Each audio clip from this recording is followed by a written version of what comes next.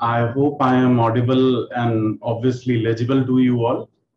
So let's come back to another theme, a new theme from our polity section and from our current affairs section. The theme for today's lecture is NGOs. See, I have been told to cover the role of NGOs in the post-COVID world, post-pandemic world. Now, what is a pandemic? First of all, pandemic has a global implication. So a crisis given by a pandemic is different from an internal crisis. For example, I'll compare two situations because comparing the situations is essential to know the role of NGOs, the circumstances in which your NGOs would be working, post pandemic. So 1991 was also a crisis stage for India. Why was it? Yes, because we had the balance of problems, a balance of payment issues, and we did not have our adequate forex reserves. But that was our internal issue. That issue did not relate to America or China or the IMF or the World Bank or the WHO or the UN. वो issue हमारा अपना था. Similarly, let us say comparing the economic situation in 2021 in 2020 2021, so it has been 2 years now. We similarly have an economic crisis, but this crisis is of a different nature. Tackle the global happenings. A virus which was once produced, let us say, in a bat in China or in a laboratory in Wuhan, that is a conspiracy theory that has spread throughout the territories of the world. एक virus एक इंसान में आया होगा और उसने सारी दुनिया को तबाह कर दिया. So India alone is incapable of managing this whole crisis. All the world governments have actually failed on their part. Some have been successful due to their, the historical advancements. But however, in the most developing countries like India, Brazil, China, and even in the South Asia and you see these Middle Eastern countries, Nepal, there has been an unprecedented crisis. ये crisis की जो मात्रा है, the scale and the scale of devastation which this crisis has caused is a lot. Even without the crisis, was the government of these nations capable alone to cater the needs of the people? And hence, the development industry, as talked about in your syllabus, that is the development part in the GS2. It mentions not only the government schemes and initiatives,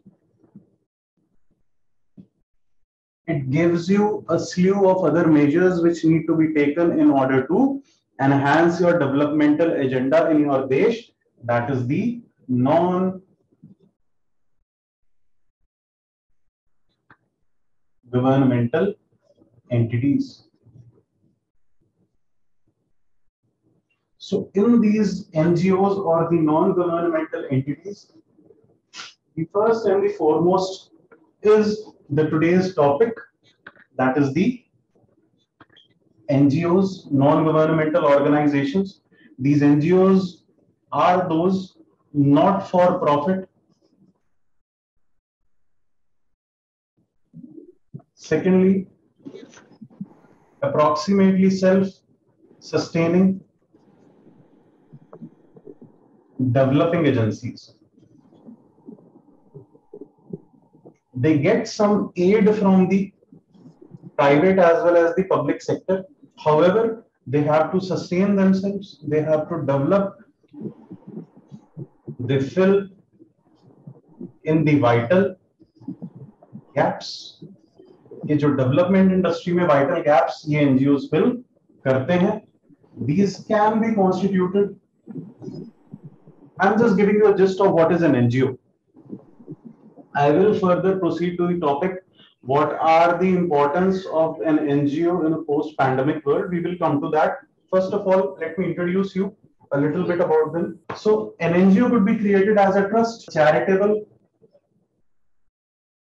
organization, as a religious endowment, as a society, under various laws of the Indian government. इस तरह से आप NGOs को create कर सकते हैं. Secondly, an NGO also means the other entities in the form of, or NGOs or the non-governmental entities not just encompass the word NGO, they also encompass the words like, I'll just make some more room for myself. Yeah. So these developmental agencies in your syllabus, they are not just the non-governmental entities or the NGOs, they are also the self-help groups. ये self-help groups भी हैं. They are also the pressure groups. They are also the political parties. They are also the interest groups. They are also the think tanks. There are also some activists who work in the public interest, who do not associate with the government of the day. However, government also mobilizes some NGOs. I will tell you, I will obviously discuss those as well. So go knows government organized NGOs. There is yet another new term.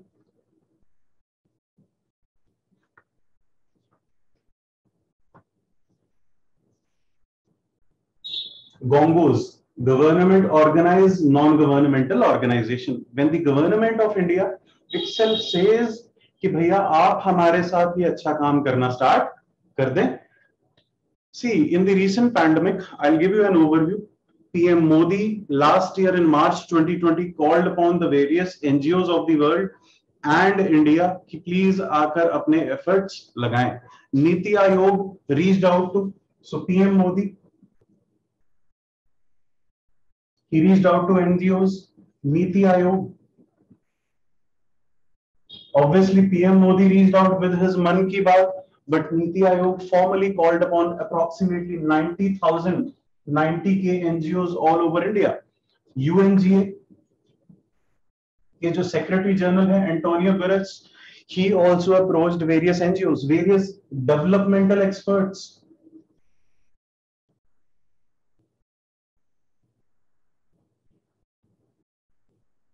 Various human rights activists. They also called upon various NGOs कि please हमारे साथ आकर काम करें. Could you name some human rights activists, guys? कुछ human rights activists को क्या आप लोग name कर सकते हैं? हर्ष मंदर, he is the human rights activist in India. Indira Jaisingh, she is the feminist activist in India. Irom Sharmila, she was against the AFSPA. Now, human rights are not just the state violence. They also concern the right to life and liberty in general. They also fight against the poverty. They also fight against hunger. They also fight against malnutrition.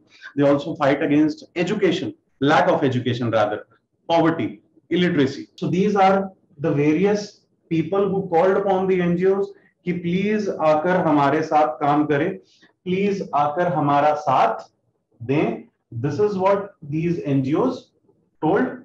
Next most important thing, why were these NGOs called by these eminent personalities? See, your PM is calling upon NGOs, it means a lot. आपके PM, आपके President, आपके Finance Minister, if all these constitutional as well as eminent personalities, why have I forgot one most important, the Supreme Court of India? The judiciary also appreciated the efforts put in by the NGOs, the Akshay Patra Foundation, the type of work which they did. Goonj, Awaz, Teach for India, Pratham, ये सब NGOs ने भी बहुत ज्यादा अच्छे काम किए आपके पैंडेमिक में. So why were they called? Why were these NGOs called by the government or these eminent United Nations organization or other agencies? Why were they called? They were called because they have acted as I hope you are reading this and noting this down, jotting down all the points.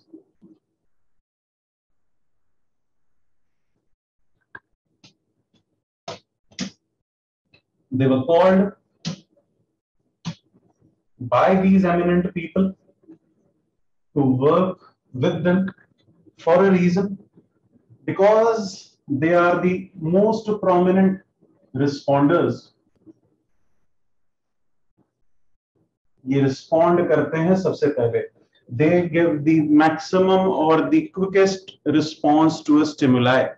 What is a stimuli? A stimuli is an event or a disaster or a happening in your economy or a pandemic emergency outbreak. Now, who comes first? Unfortunately, in India, the government employees do not respond as fast as an NGO would. Why? Because NGO is made up of youth. The most active youth. हमारा सारा का सारा youth कहां पर बैठा है? Mobile पर बैठा है, व्हाट्सएप, फेसबुक, सोशल मीडिया पर बैठा है. They were the maximum utilizers of social media. Social media को सबसे ज्यादा इन्होंने यूटिलाइज किया. They supplemented the government's efforts. मतलब they also bridged in gaps. जो gaps थे उनको इन्होंने fill किया. They reached the most susceptible communities.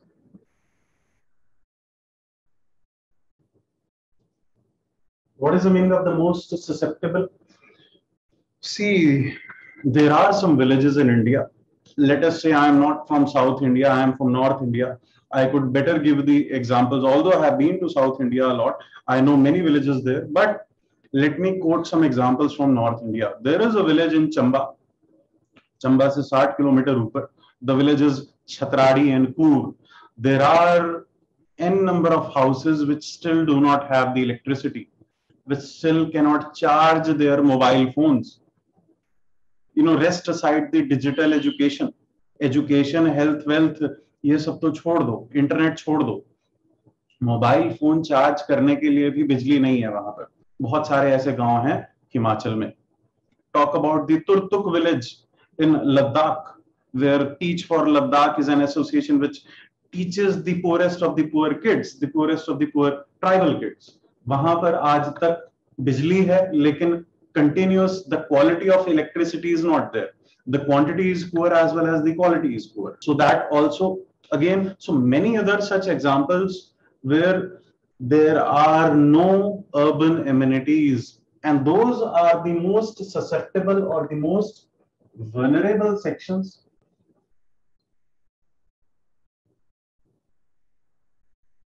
In the form of women, tribals,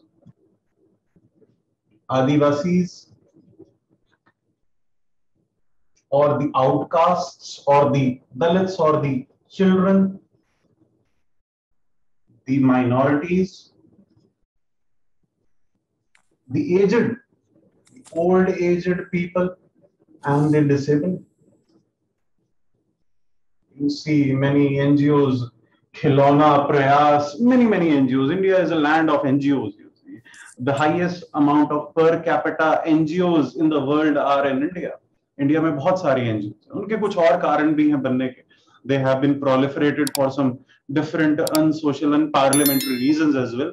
However, India has a lot of NGOs, maybe one of the highest amount of NGOs per unit population, per unit person. Just check the ratio on Wikipedia or something. We do not need facts यहाँ पर. So the most vulnerable sections are actually reached by the NGOs. They are the best, I would say. These NGOs are the best resource mobilizers. I have not yet reached the post-pandemic world. I am just giving you a background. अभी मैं NGOs का background दे रहा हूँ आपको. अभी मैं main मुद्दे की बात पर नहीं आया, जो क्वेश्चन आपको यूपीएससी में आ सकता है. So resource mobilization.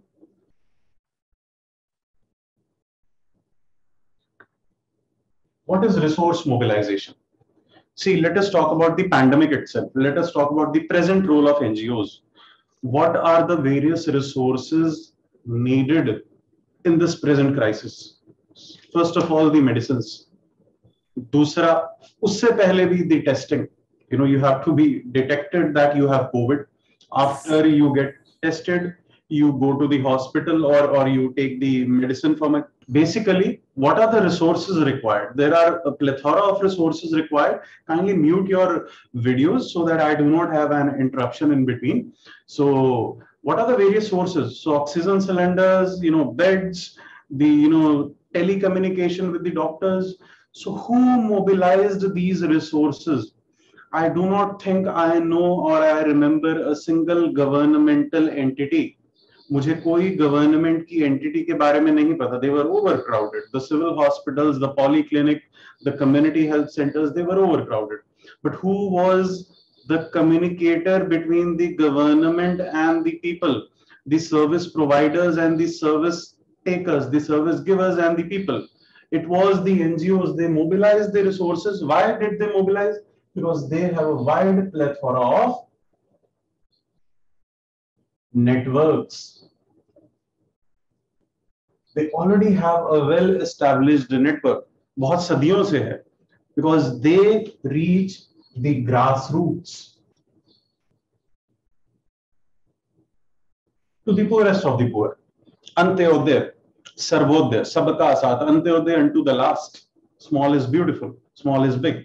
So grassroots तक ये NGOs का reach है. This is the most important aspect of a particular NGO in the times of pandemic. In the post-pandemic also these things will continue, but with a slight modification. You see, आगे obviously they worked for the different communities like migrant workers and slum developers and all those. So there another important role was spreading the literacy or awareness. इन्होंने literacy spread किया, इन्होंने awareness spread किया. Literacy about what? Literacy about health. So health literacy.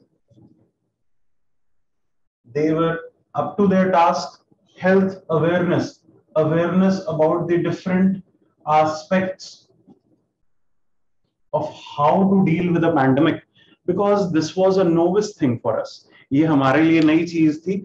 Corona was not an age-old thing. Although we had viruses like the Nipah virus or the Ebola filovirus or the SARS, this is also a variant of SARS. We had MERS, Middle East Respiratory Syndrome. They had a higher fatality rate. Unka fatality rate was much more than the present COVID. However, those viruses did not have the wider spread or the horizontal spread of infection as much as the COVID. COVID is more infectious. The positivity rate of COVID is much more than those viruses. So it affects more, it kills less. But those viruses, they affected less, but they killed more the amount of. So there were some new awareness aspects which needed to be catered, which needed to be taught in the rural societies. And yes, we have already seen there are n number of articles in your Hindu that there is an urban rural divide.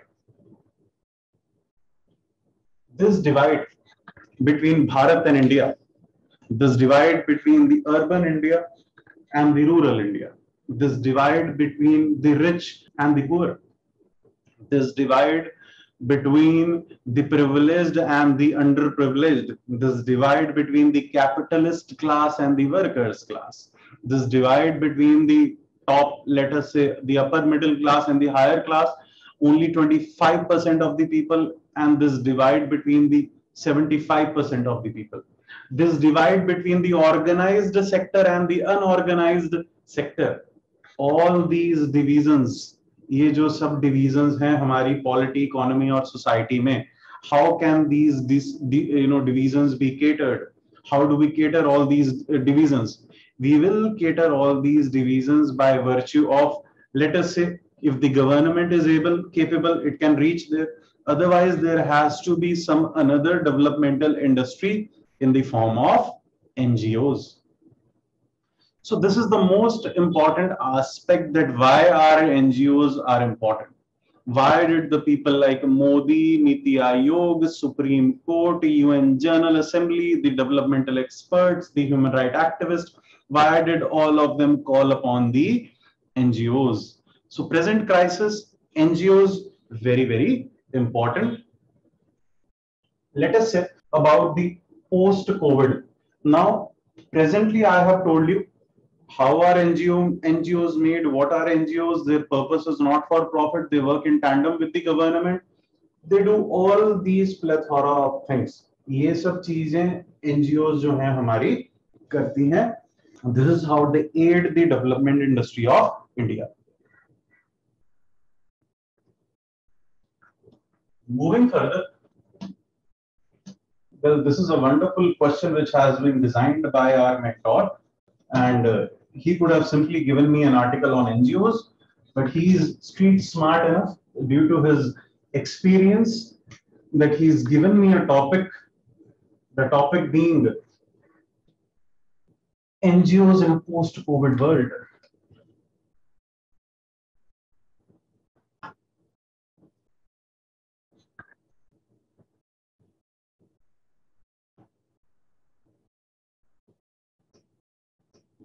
NGOs in a post-COVID scenario. See, first of all, ऐसा कुछ नहीं है कि प्रलय आ जाएगी या दुनिया बदल जाएगी post-COVID world में. If you think the basic structure of these NGOs, the basic functioning of these NGOs, the basic pros of these NGOs have to continue. They have to continue their good work. So there will be a continuity. And there will be many changes. Continuity तो रहेगी. जो काम अच्छा काम हमें NGOs कर रही थी, वो continuities तो रहेंगी. However, there will be subtle changes which I will also discuss. So first of all, we know that there has been a proof, there has been a vital evidence, there has been a practical application to the fact that governments of the world, including India, are insufficient, are necessary, but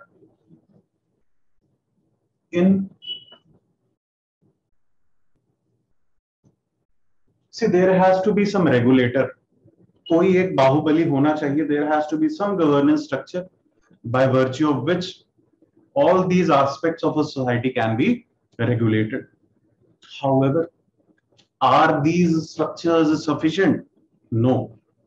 This has been a fact now established that the government of the worlds are necessary but insufficient to cater the needs of people.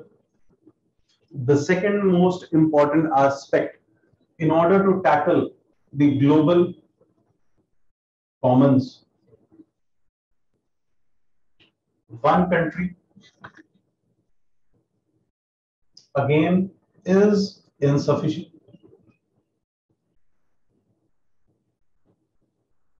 कोई भी एक देश को अगर आप कहें what are global commons? Yes, what are global commons?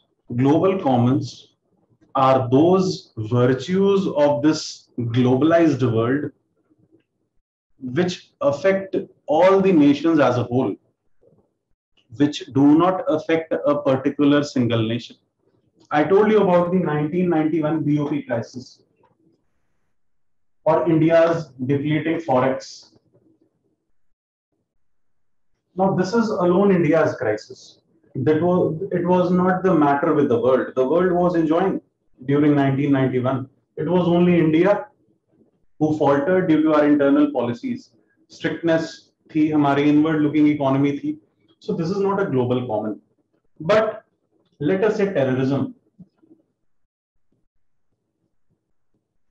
So can India alone tackle Pakistan's terrorism? No. Can India alone tackle the issues in the Northeast, the insurgency in Northeast? No. terrorism, for terrorism, we need the help of countries like Pakistan, Afghanistan, Iran, Saudi Arabia, America, Israel, Nepal. जब तक उनके borders तंदुरुस्त नहीं होंगे, countries do not have their borders sealed, or Pakistan's state policy is not of sponsoring the terrorism ISI के साथ, till that time, or till the time there is no strong democratic structure in Pakistan, till that time we cannot tackle the problem of terrorism alone. What about the global warming or sea level rise or the climate change? You see, what forests in the world are the lungs of the earth? The Amazon tropical evergreen forests, the Amazon green forests. They are called the lungs of the world. Why? They emit the highest amount of oxygen in the world. वो दुनिया में सबसे ज्यादा oxygen को emit करते हैं और वो सबसे ज्यादा कार्बन को सिंक करते हैं सारा साल. Even your western ghats, they are the important lungs of India. Your northeastern mountainous forests, the Meghalaya, the Nagaland, Manipur, Tripura, Mizoram, and Arunachal and Assam, that green belt of Himalayas. Yet again, important aspects of your geographical, environmental aspects of your, and they are the global hotspots. Why? Because they are the most threatened. So similarly, the evergreen forests in Malaysia and Indonesia. Now, what if a Brazilian guy, a Brazilian PM who is a little insane, he starts cutting those forests? What if those forests are cut down in Democratic Republic of Congo? What if those forests are slaughtered in Amazon basin, which also contains Ecuador, Colombia, and all those? So tab kya hoga? Not just those countries, the whole world will be threatened by global warming and sea level rise and climate change. If America wants to change it, America cannot alone change it. Let us say your ozone hole in the stratosphere, which protects you from the harmful ultraviolet rays. See, elimination of CFCs, chlorofluorocarbons, NHCFCs, hydrochlorofluorocarbons. All these are a joint effort of the world. They cannot be tackled by the world alone. Similarly, the pandemic is a disease which spreads inter-country, is a zoonotic disease, which maybe it is a zoonotic, maybe it is a laboratory induced, we do not know, artificially anthropogenic manufactured, we do not know, but it has actually spread throughout the territories of the world. AIDS, acquired immunodeficiency syndrome, it was produced by maybe some apes in the Africa, that has also spread throughout the territories of the world. Why? Because a single country cannot control these global commons, and hence we need a collaborative effort by all the countries as well as the non-governmental entities like the international INGOs, the international NGOs. So third thing that we know is that these NGOs, either in the present or in the past, they have had a wide network which actually helps them to connect and communicate to the people. They are more trusted by the population. They are more trusted by the communities. Because who are the members from NGOs? They are your people. Just as government is your people, but your local MLA meets you only once in 5 years. उसके बाद मुझे नहीं पता मेरा MLA कहाँ है, MP कहाँ है, मेरा मंत्री कहाँ है. We do not know. We only see them, throwing mud on each other. But these NGOs work silently. They work at the grassroots levels. So coming back again, this is why we need NGOs. This is the continuity. So NGOs in the post-COVID world have a rationale. What they could do is, one by one, I'll jot down these points for you.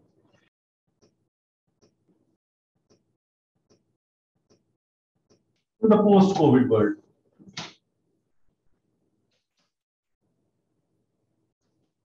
Since the world has been brought down, the economy, the polity, the society, the culture, all these have taken a big blow.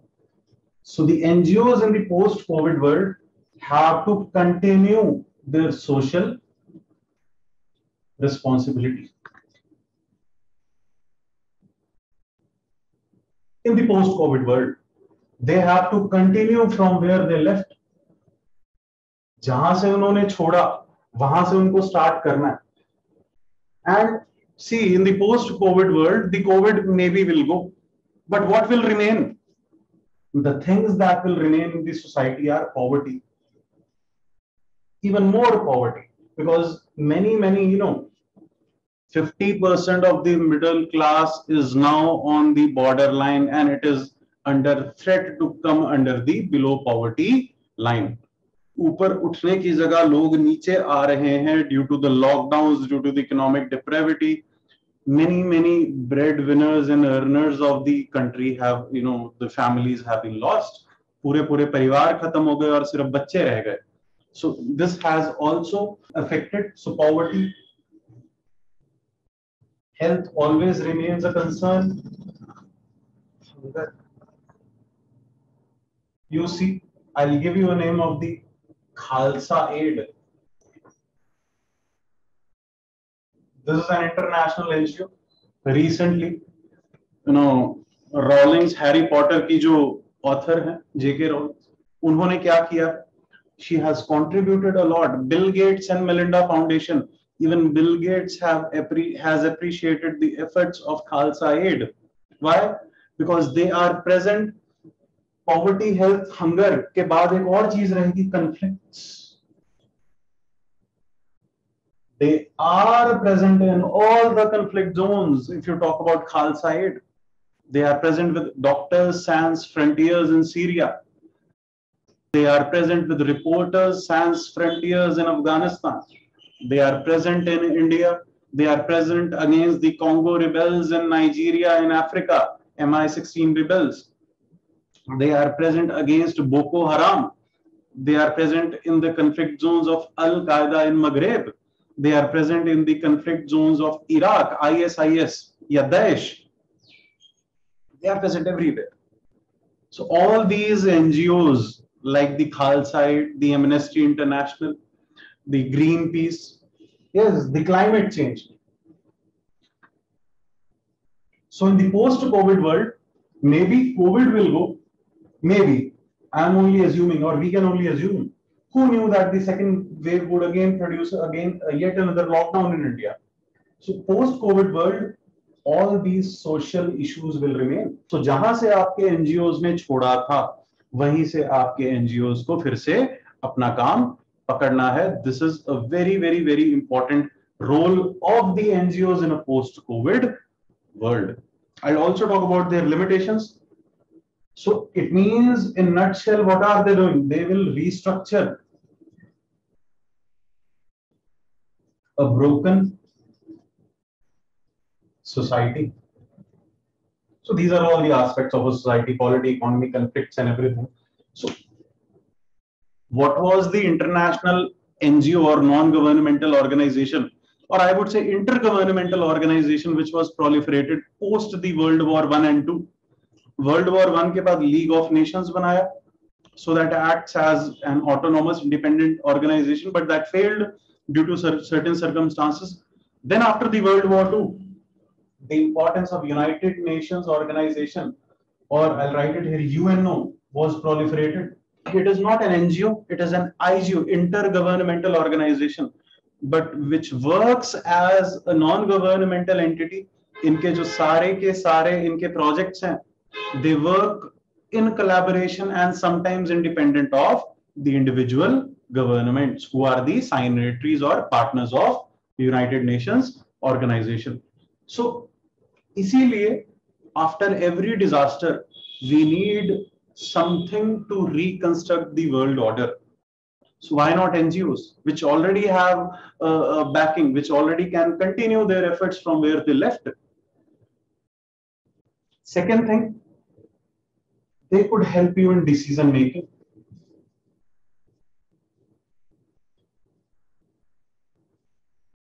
In a post-COVID world, देखिए एक simple सी चीज है. You are the DM of a district. Let us say you are the DM of Panipat के पास जो Sindhu border में farmers बैठे हैं दिल्ली के पास. You are the DM of that district. So you are a very fresh appointee to that particular place, and you know that every year there are some issues in that district.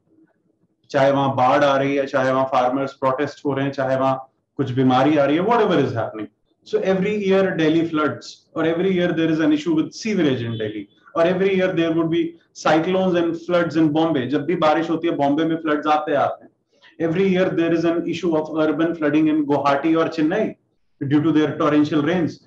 So what is the purpose of a DC? जो वहां का DM है, you are the DM, what will your purpose be? You will absolutely be interested in what was done in the past. What was this? How was this situation tackled in the past? And who would you approach? You would not approach the previous DM who was left. वो ठीक है, he might be placed somewhere else.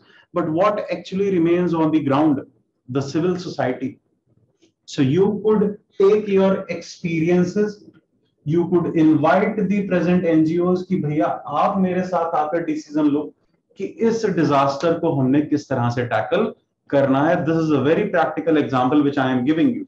The DMs of all the local districts. In fact, there are many NGOs. I talked about the Teach for India or Pratham. What are they doing? Or Prava ICS. What are they doing? They are sending their interns with the district administration. District administration के साथ उनके interns जा रहे हैं, and they are working as personal assistants to many of the officers. They would be personally assisting the SDM, they would be personally assisting the DC of that particular area or the SP of that particular area in their particular domain. So it is a win-win situation. You are helping a current administrator as well as you are inculcating youth into that decision-making process who would be acting as a guide कि नहीं sir ऐसे नहीं, ऐसे होना चाहिए, इस गांव में ये दिक्कत है, ऐसे सर होना चाहिए, इस गांव में चाइल्ड मैरिज जो है राजसमंद डिस्ट्रिक्ट राजस्थान में sir the child marriage is much more prominent and the people are very violent. So sir, we need to take all these precautions. If we go to raid a child marriage, we should go. So all these aspects of your decision making would be informed by the civil society in future as well. Covid के बाद कोई और प्रलय आती है तब ये NGOs कहेंगे सर कोविड के टाइम हमने ये गलती की थी, we reacted late. We should have put the ban on political rallies. We should have put the ban on these religious conglomerations or collectivities. We should have put the ban on this aspect, sir. Markets हमें starting में बंद करनी चाहिए थी, या alternative days हमें खोलनी चाहिए थी. So who will be a better guide? Not the new administrator, not the new DM. The old people living in there, the civil society would be a better decision maker in those areas. Moving further, they can sense the behavioral changes.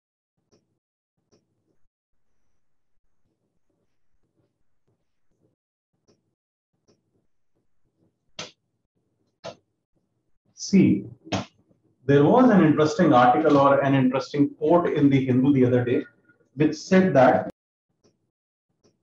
we did not learn from the Spanish flu. So in Spanish flu, let us say in 1917-18 during the World War I, what happened was we induced late lockdowns,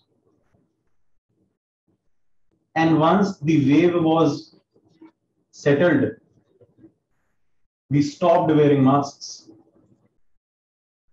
stopped taking precautions. Precautions ना लेने का क्या सबसे बड़ा खामियाजा हमें भुगतना पड़ा? That we were brought to the second wave of that very pandemic because we were lax in our controlling the pandemic. Because we know that human behavior, knowledge,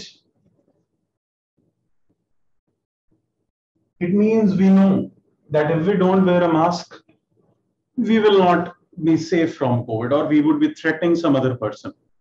But even after being knowledgeable, even after being aware, there is another negative trait in the human, that is human habits or human behaviors. ये human habits हैं, आदतें नहीं बदलती, बहुत देर लगती है. स्वभाव, our behavior, it does not change. In ethics and GS4, you'll be reading this in detail about the behavioralism and the human behavior and those aspects of the human psyche. But yes, that is in our psychology, that even if we are aware, we will commit a sin. We all know that committing murder is a crime. We still kill people. There are still a lot of crimes being happening. Rape, we know that is a crime, a social crime, the most heinous crime of this world against the women's dignity. We still commit a rape. आज भी rape हो रहा है. We still do not respect the women. We only respect the women if they are in our houses. Mother, sister, wife, daughter, हम उनको respect करते हैं. But हम ये नहीं सोचते कि जो दूसरे की डॉटर है, वो भी, जो दूसरी लड़की है हमारे घर के बाहर, वो भी किसी की रिलेटिव होगी. उनके मन की आत्मा भी तड़पेगी.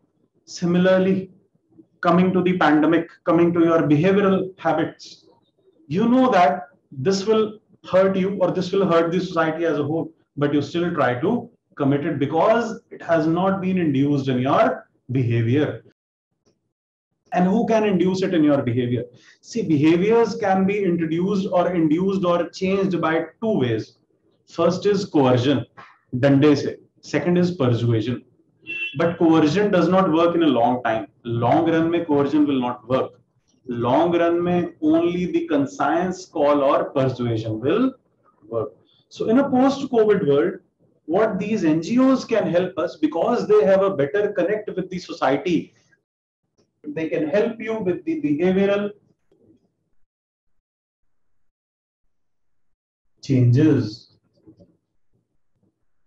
in the common public. जो common man है, जो common public है, उनमें ये behavioral changes लाने में हमारी मदद कर सकते हैं, जो district administration या local governance नहीं कर सकता. All these things in a post-COVID world can be done by the NGOs in a longer run. So here comes another importance of these NGOs. Next important aspect is their adaptability.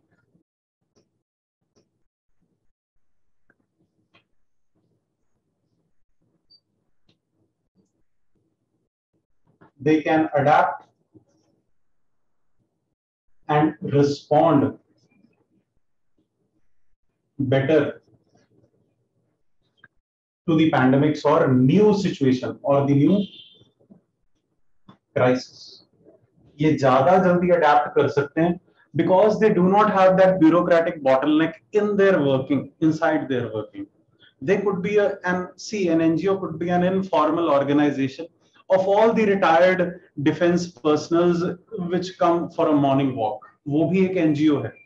The NGOs could be गली की सारी औरतें, मोहल्ले की सारी औरतें मिलकर पेड़ लगा रही हैं अपने मोहल्ले में, या सारा कचरा साफ कर रही हैं. That is also working as an informal NGO. तो यहाँ पर they do not have to get those approvals कि पहले मिनिस्टर का साइन होगा, फाइल आगे चलेगी and all that. So since they have less bureaucratic bottlenecks, they are more able to and easily able to adapt and respond to this crisis. Plus, they also have the trust of the people. People will listen to them more than the government. Government की एक image बनी हुई है that government would be corrupt, but not these NGOs. NGOs को post development world में ये सब करना बहुत easy हो जाएगा rather than the traditional governments. So sensing human behavior and inducing behavioral changes and then adapting and responding better to the pandemic situation, they can switch their roles more easily. So I'll give you an example from my personal experience. There was there is rather a non-governmental entity called BATI, BATI. बहुत अच्छी चीज, interesting चीज समझा रहा हूं, please इसको ध्यान से सुने. Bag packers and travellers of India, what their purpose was, BATI, yeah, what their purpose is on Facebook, you could follow them on Facebook and Insta. What their purpose is, they help the backpackers, which are the foreigners, which come to explore the Himalayan regions and all those things. They help the solo travelers to be safe. For example, I go to the Himalayas and I get lost. So they would actually intimate their personal contacts, the people who are actually present in those areas, and they would start a search and rescue operation much before then the disaster response force of Himachal comes into play or Kashmir comes into play. सरकार से पहले ये लोग मुझे जंगलों में से ढूंढ लेंगे. If I have no money, they'll arrange a Gurdwara sighting for me just on the basis of Facebook. Facebook पर एक इनको बोलना है कि I am lost somewhere. If my wallet has been stolen, or my cell phone has been stolen, or I have some issue, I have got hurt, or all those, I have been robbed somewhere, not just in India. They are now intruding into Nepal, Sikkim, Bhutan, Northeast में सारा penetration है इनका, Sri Lanka, Myanmar. They are also reaching the SAARC countries. Now, was their job or was their purpose, was their role being continued in the pandemic? No, traveling was banned. Backpacking was banned. There was a complete lockdown in India. So what they did was, they switched their role. इन्होंने help किस चीज में करनी start कर दी? The availability of oxygen, the availability of plasma, the availability of medicines, the availability of blood. They also have a BATI blood bank, of which I am a part. I am a member, a regular donor of BATI blood bank. So they easily switched their roles as per the circumstances. The health ministry cannot switch its role. See, the army does switch its role. Army और defense forces क्या करते हैं? Floods आ गए, army आपको निकाल लाती है. Terrorism हो गया, army आपको निकाल लाए. Pandemic हो गया, army is helping you with oxygen cylinder and transferring and mobile ambulances and all. Army is something different. You see, soldiers are something, a different class of people. I highly respect them. But what about these people? ये traveling करते करते आपको medical supplies देने लग गए. They said, why not use on Instagram as well? There are many such groups which are helping, which have actually switched their roles. पढ़ा रहे थे teach for India, teach for Ladakh. They were teaching, now they are arranging medicines. कि पढ़ाई लिखाई तो बाद में हो जाएगी, पहले जान तो बचाए हम. So this is what they can do. This is the wonders they can do in a post-pandemic world. Third thing, what about the Sustainable Development Goals, SDGs? So I'm not taking the SDGs यहाँ पे. See, they have been decided. What is sustainable development, first of all? Sustainable development is that type of development in which you prioritize your economy, or you strategize your economy as per the needs of the future generations as well. So let us say coal, petroleum, we have to use it in some sense, in a limited way, so that the future generations are not robbed of the oxygen content in the air. Carbon dioxide agar zyada badh gaya, global warming itna zyada badh gaya, we will not be, our carbon budget is actually depleting day by day. Carbon budget means the amount of carbon, hydrocarbons we can actually emit now. That is absolutely decreasing every year. So we need to sustainably develop ourselves. Not, capitalism wala, consumerism, materialism wala development hame nahi chahiye.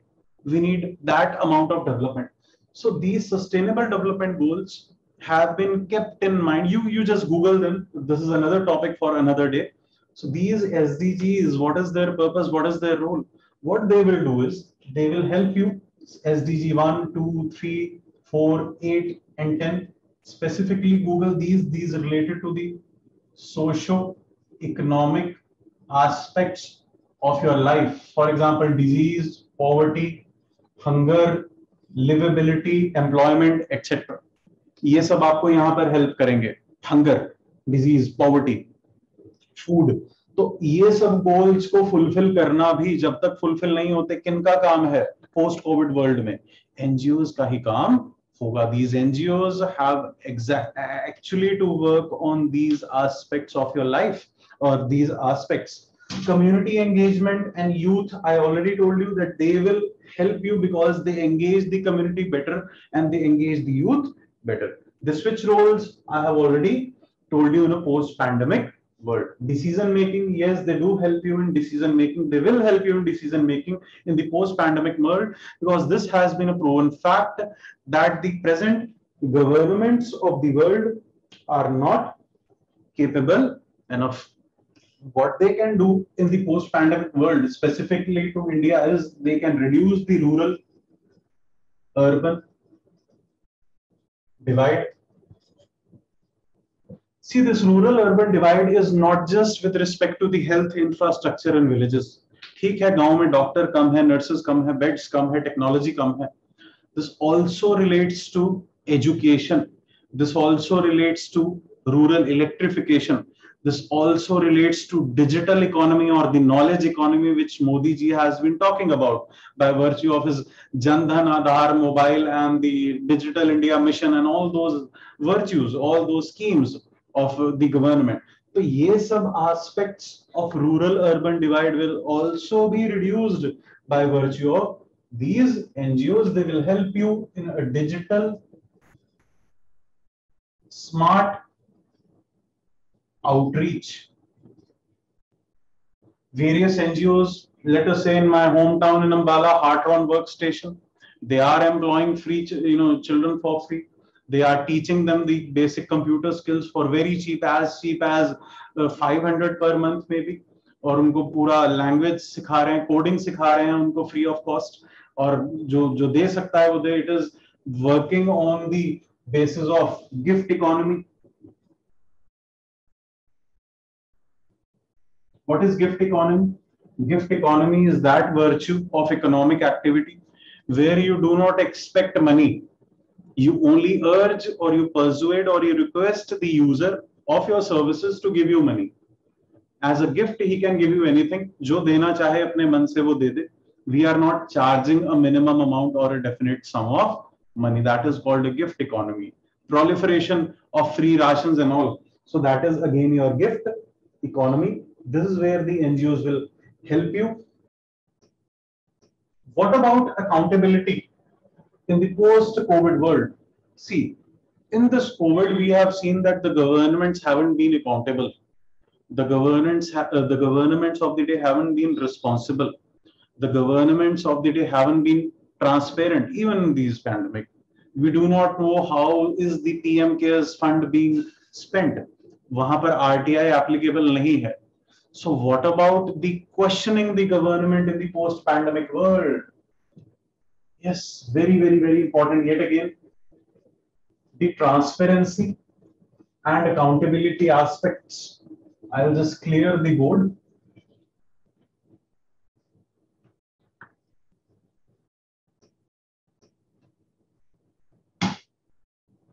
What about the transparency?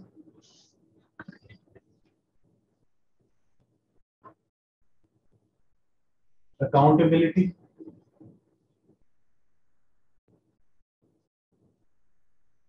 answerability against the government of the day. ये काम भी आपकी NGOs कर सकती हैं. They can also act as think tanks.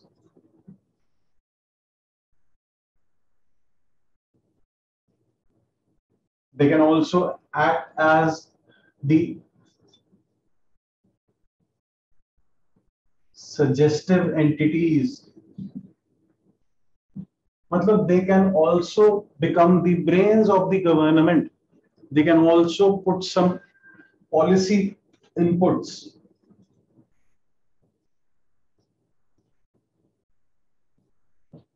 Besides, they can always question your government that, sir, how are you not doing this, or why are you not doing this? आप ऐसा क्यों नहीं कर रहे हैं? आपके पास इतने सारे imports, आपके पास दिल्ली एयरपोर्ट पर, इंदिरा गांधी इंटरनेशनल एयरपोर्ट पर आए हुए हैं, पालम एयरपोर्ट पर, but still due to the custom red tapism, custom bottlenecks, you are still counting. Sir, why are we charging GST on medicines and on face masks in these times of pandemic? Why are we charging GST on oxygen cylinders? Why are we not doing it, sir? These questions can be raised by the civil society organizations itself. The government servant, you being an IAS officer, will never question the government. You will not become a Kejriwal there. आपको system के साथ काम करना है, उसको improve करना है, ना कि उसको अपोज करना है. लेकिन a strong opposition is always required, is a bulwark of a healthy democracy, you know, is a bulwark. उसको वो करना पड़ेगा. They have to question the present dispensation. So that also is a very, very important aspect in your nature. What is ADR doing? Association of Democratic Reforms. What is it doing? It is always questioning the government of the day. It is a think tank as well as an NGO, Association for Democratic Reforms. इन्होंने बहुत सारे cases supreme court में file किए हैं. इन्होंने बहुत सारा PIL file किया है. They are being represented by eminent lawyers like Prashant Bhushan. You remember that contempt of court case, जिनको ₹1 का contempt मिला था, punishment मिली थी कोर्ट से. So that guy, he is fighting the cases for ADR. And what is ADR doing? It is questioning the government of the day. In spite of the whole world donating you in the PM Cares Fund, why are you charging even $150 for that Covaxin and COVID Shield jab? Why are you giving them, not giving them for free and all that? Why is the private entities not being there? You know, why are the ASHA workers not being proliferated? Why is the Anganwadi center lacking? जिस time उसको काम करना चाहिए उस time वो ration क्यों नहीं दे रहा है? Why have the community kitchens not been started, sir? So these questioning the present dispensation is very, very important. It will be much more important in future as well. To hold your government accountable, you need some civil society organizations in the form of NGOs yet again. Then talking about the world multilateralism.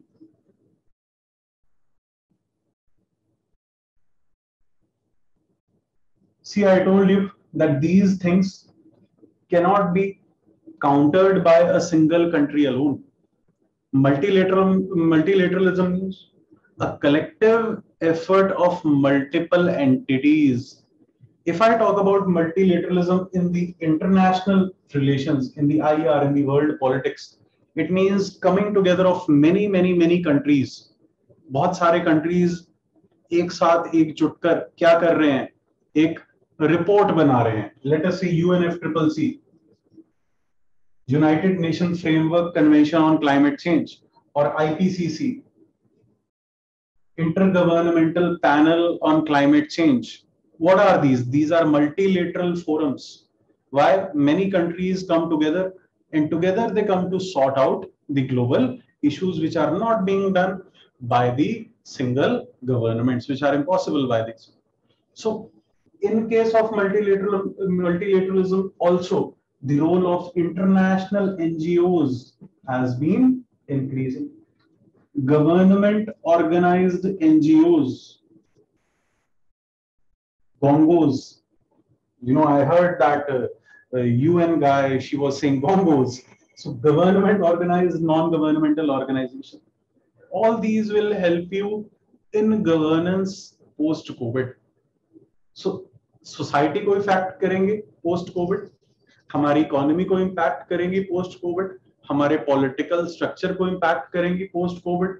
They will save your tribals, they'll work with the communities, Adivasis, to help them boost up their. So in the cultural sphere also, these NGOs will be helping you.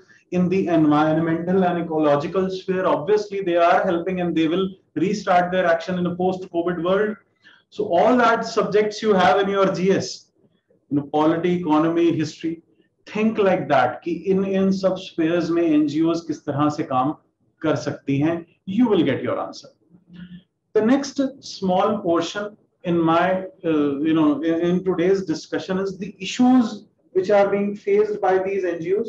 जो इन NGOs को issues हैं और इन issues को वो कैसे resolve कर सकती हैं? How can these issues be resolved? See, there are many things which are ailing the NGOs. NGOs को बहुत सारी चीजें परेशान कर रही हैं. Obviously, we will discuss all these issues in some other chapter. I'll take it in the governance part when I discuss the governance industry. This is only a small synopsis which I gave you for today. So, various reforms or issues for NGOs in post-COVID world. See, the first and the foremost thing, we know that the economies of the world have been devastated due to pandemic. इस pandemic के कारण world economy as a whole, Indian economy in particular, is under dire straits. Our fiscal deficits are increasing. Our forex reserves are depleting. Let us say कुछ देर के लिए forex reserves आते भी हैं, but we are unsure about that. There is a lot of uncertainty. The oil prices have increased. 100 रुपए litre आ गया है, अच्छे दिन आ गए. 100 rupees per liter is your fuel, your gasoline. So all those aspects. Inflation is increasing. WPI inflation due to the base effect has increased multifold. So the industrial output has been decreasing. Last year हमने 100 bag cement के use किए थे, इस बार हम 90 bag cement के use कर रहे हैं. So decrease in the industrial activity. Automobile sector is in dire straits. Nirmala Sitharaman will blame you millennials for this, but no, it is under dire straits. So many things. So do you expect that the government will give a free hand to these NGOs ki lo paise aur karo development? No.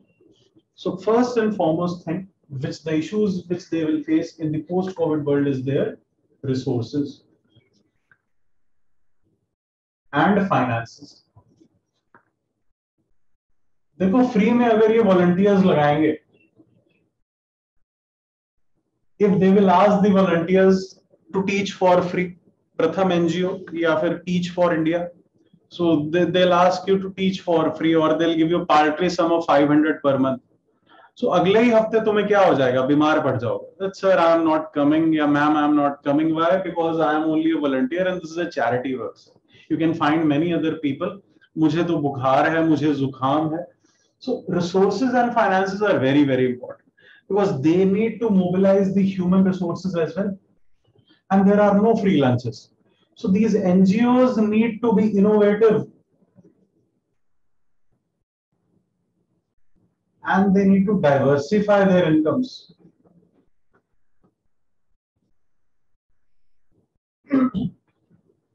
Now they are competing.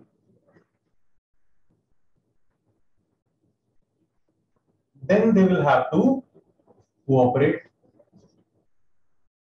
amongst themselves. आज तो वो लोग compete कर रहे हैं एक दूसरे के साथ कि हमें funds मिल जाए, हमें funds मिल जाए. कल को क्या करेंगे? They'll have to cooperate. So they'll have to have a system of new alliances. नई alliances, इनको new partnerships.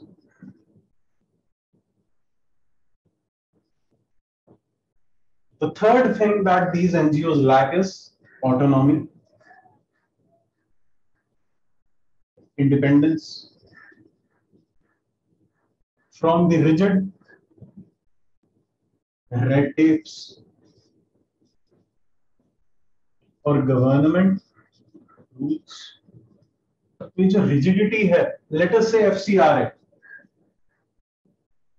Foreign Contribution Regulation Act. See, many NGOs in India, let us say Khalsa Aid, it is being held by the foreign countries.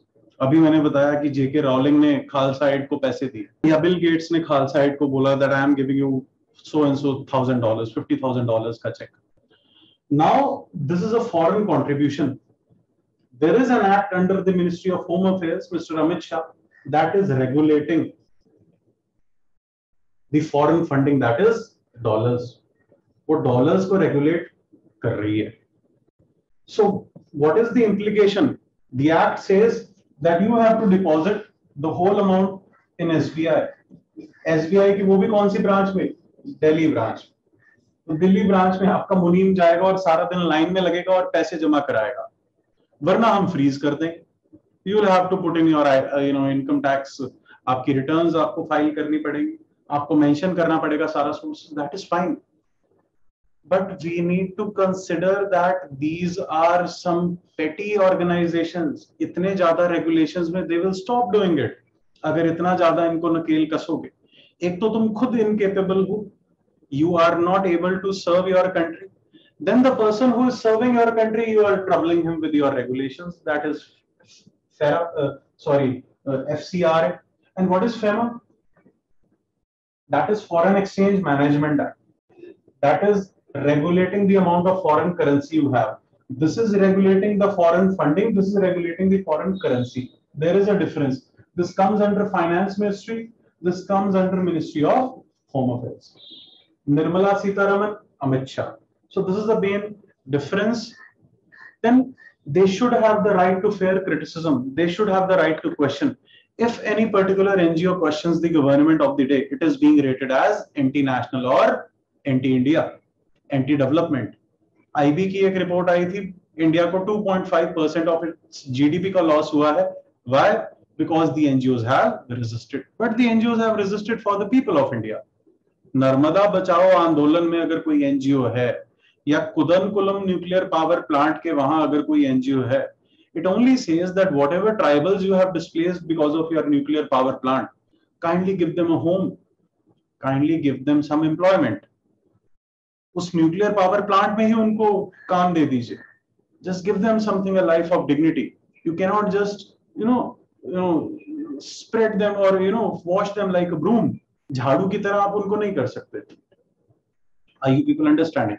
So these are all they should have the right to question, because right to association, right to form cooperatives is a fundamental right under the Article 19 of your Constitution. Article 19 में freedom of association is a fundamental right. You cannot be stopped from associating people with you. You cannot stop from volunteers coming to you. You cannot stop them from doing their good work for the society in the social interest. आप ऐसा नहीं कर सकते. Funding, finances, they'll have to make new alliances. They will have to cooperate amongst themselves. They should have an adequate amount of autonomy. This topic, FACRA and FEMA, FCRA and FEMA, this will be taken in a separate chapter. या फिर जब मैं class में इसको detail में करवाऊंगा. So all these we should also have an ease of participation. अगर बहुत सारे एनजीओस को मैं परेशान करूंगा पोस्ट कोविड वर्ल्ड में कि आप क्या करें, आप हमसे एसोसिएट होने के लिए if you have to go from office to office and you do not get clearances for weeks or months, then there is no purpose. अगर एक महीना कोविड में मैं एक्टिव नहीं रहा तो मेरा एनजीओ बनाने का, कोई हेल्थ एनजीओ बनाने का कोविड के लिए कोई फायदा नहीं होगा. Strike the rod when the iron is hot. Make hay while the sun shines. So this is how you have to deal with your NGOs. So NGOs का relevance in the previous context, in the present context, and some modifications or reforms needed in the future context. Very, very, very important, guys. And every year there is a 20 marker or there is a 15 marker in your GS2 from these developmental industries. कभी NGOs के बारे में पूछ लेगा. Sometimes he'll ask you about the self-help group. Otherwise, he'll ask you about the cooperative, or he'll ask you about the citizen charter. He'll put up a question regarding transparency and accountability, or their regulation in the form of FEMA, FERA, or so and so. Right? So, guys, I hope you enjoyed this session as much as I enjoyed delivering it to you. Thank you so much. The session ends. I can now take up your doubts. Let me just plug in my, I can now. If any child wants to say something, if any child wants to speak something, he is most welcome. Thank you.